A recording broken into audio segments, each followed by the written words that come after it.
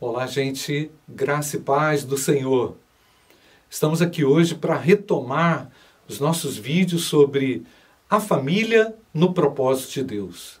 E hoje eu quero falar um pouco sobre aquele terceiro encontro mencionado no vídeo anterior, da família e o encontro do indivíduo com Deus.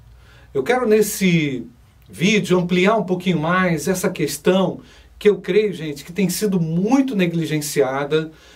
Antes de começar, eu quero só destacar que eu vejo uma geração muito despreparada para o casamento. Vejo e percebo uma geração muito equipada, no sentido tecnológico, no sentido dos apetrechos, no sentido do entretenimento, no sentido do conforto. Essa geração talvez seja a mais equipada e a menos preparada para o casamento. Uma das razões, na minha consideração e ao meu ver, é que há um descaso espiritual, uma negligência espiritual. Há uma omissão muito grande e que tem gerado essa brecha que eu diria que é de um tamanho gigante nas famílias cristãs. A família cristã tem se secularizado, tem se preocupado com coisas supérfluas, com coisas fúteis. A família cristã tem se materializado. A família cristã tem abandonado a sua principal vocação, que é cuidar, discipular os seus filhos. Então, gente, essa secularização tem trazido um efeito devastador.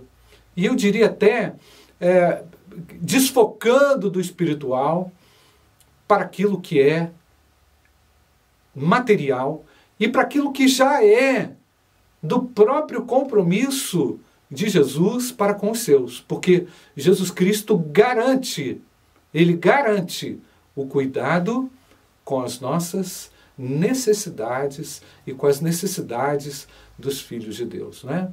Mas enfim, as vaidades têm tomado conta e os caprichos têm tomado conta, e aí a família vai se distanciando, ou tem se distanciado desse momento maravilhoso, desse encontro maravilhoso, que é o encontro de Deus com o próprio homem. E aí, gente, com toda essa farra, com toda essa festa e com esse descaso, nós estamos bem prestes a ver aquilo que está lá em Juízes capítulo 2, versículo 10. Eu anotei esse versículo aqui, vou ler aqui na minha versão para eu não errar. Nos diz o texto de Juízes capítulo 2, versículo 10. Toda aquela geração morreu e foi reunida aos seus pais. E depois dela se levantou uma nova geração que não conhecia o Senhor, nem as obras que ele havia feito por Israel. Percebe, gente? Israel viveu uma época onde esse distanciamento também foi real. E onde o encontro com Deus não era mais necessário. E onde a relação com o Criador foi substituída por coisas e por outras coisas. Então, eu não estou querendo ser negativo aqui no vídeo, absolutamente não, mas isso é uma verdade. E eu estou muito preocupado com essa geração que vem aí, completamente despreparada.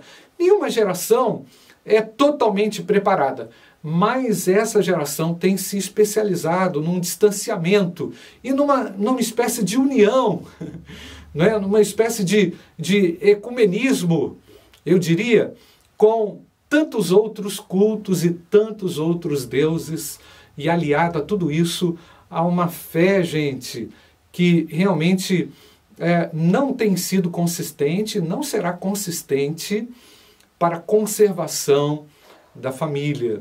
Então, esses meus vídeos, eles têm um caráter também de análise, de avaliação, de consideração do aspecto espiritual que a família tem, a família cristã tem negligenciado, né? A família cristã é aquela família composta de um ou mais membros crentes em Jesus Cristo e que prezam pelo Evangelho e que confessam a Jesus Cristo como Salvador e como Senhor. Mas eu tenho uma boa notícia para você. Ainda dá tempo. ainda é tempo. Ainda é tempo de reverter qualquer infortúnio, qualquer infelicidade e qualquer tentativa de sabotar o nome de Deus no lar. E para isso, gente, eu preciso citar aqui um exemplo na Bíblia que para mim é aquele que é o encontro de Deus com Abraão, né? Abraão, mesmo na condição de caldeu, recebeu de Deus a convocação para viver em íntima comunhão com Deus, juntamente com a sua esposa, não é? Então o texto de Gênesis capítulo 12, versículo 1, que é um texto muito conhecido, diz lá que Abraão foi ordenado para sair da sua terra e sair também da sua parentela para uma terra que Deus iria lhe mostrar, não é?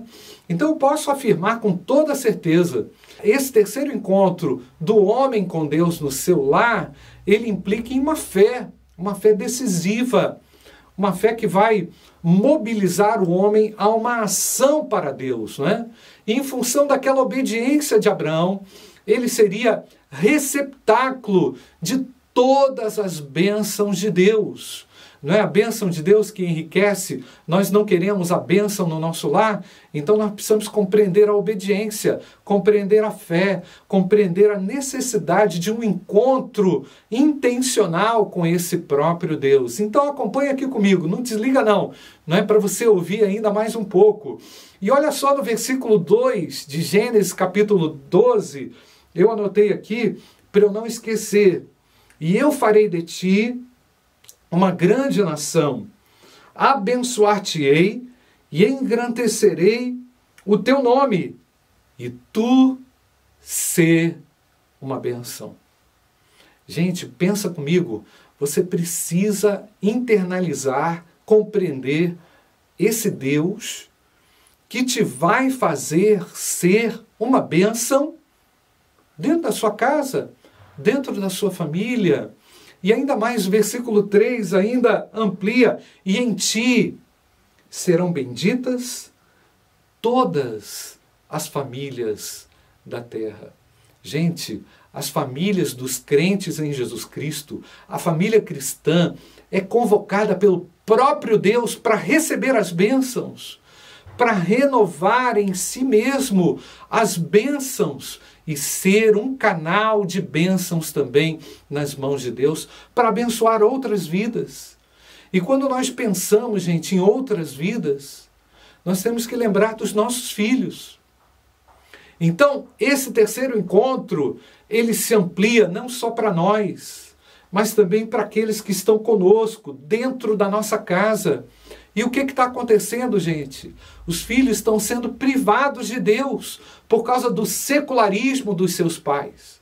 Os filhos estão sendo privados, não é? Estão sentindo a ausência de Deus pelo descaso espiritual dos pais, pela frieza espiritual dos pais. Os filhos estão brincando com o pecado, sabe por quê, gente? Por falta de temor dos pais. Porque os pais brincam com o pecado também. Os filhos estão brincando com Deus, pois os pais não estão levando Deus a sério, não estão levando esse encontro com Deus no lar a sério, gente. Você, papai, você, mamãe, Deus está te convocando para ser um instrumento de Deus, para ser uma bênção de Deus na vida dos seus filhos. Não importa o formato da sua família na condição como ela está agora. Ah, pastor, minha família agora está numa situação difícil, ou econômica, ou social. Eu não tenho mais a presença do meu marido ou da minha esposa. Eu tenho que fazer tudo sozinho. Não importa, se você é um crente em Cristo, reside sobre você a bênção.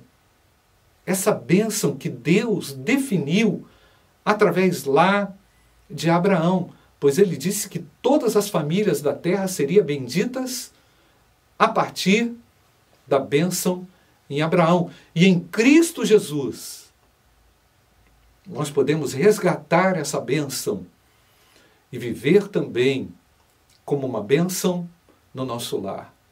Agora, querido, eu entro na sua casa em nome do Senhor Jesus Cristo para dizer que a sua casa, a sua família é um lugar de culto.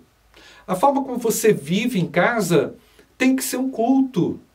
Não um culto formal, todo mundo de terno e gravata, vamos cantar. Não, não é isso não. É uma atitude contínua de reverência, de adoração a Deus, no trato do seu filho, no trato da sua esposa, no trato do seu marido, não é? E aí é que a família vai se tornar esse lugar de transferência de um legado espiritual. Percebe, gente? Os pais crentes em Cristo são dotados de uma herança espiritual sem precedentes. Ninguém tem isso, não. Só o salvo em Cristo é dotado dessa bênção. Então essa herança é para quem? É para você? Ela vai morrer contigo? Não, ela é para os seus filhos. Ela é para ser transferida para os seus filhos. Então, se o lar é esse lugar do encontro com Deus, se a família cristã é o receptáculo das bênçãos de Deus, o lar é um lugar de transferência de um legado espiritual. Por isso, gente, a relação de Deus com o homem na sua casa é essencial, muitíssimo valorosa. O seu lar é um lugar de transmissão da herança espiritual. E são muitos textos na Bíblia que ensinam isso. Eu quero ler alguns deles. Por isso, não desliga não. Continua aqui comigo. Deuteronômio, capítulo 4, versículo 9. Tão somente tenham cuidado e guardem bem a sua alma. É para os pais, hein? Para que vocês não se esqueçam daquelas coisas que os seus olhos têm visto. E elas não se afastem do seu coração todos os dias da sua vida. Não é só numa fase, não. Todos os dias da sua vida.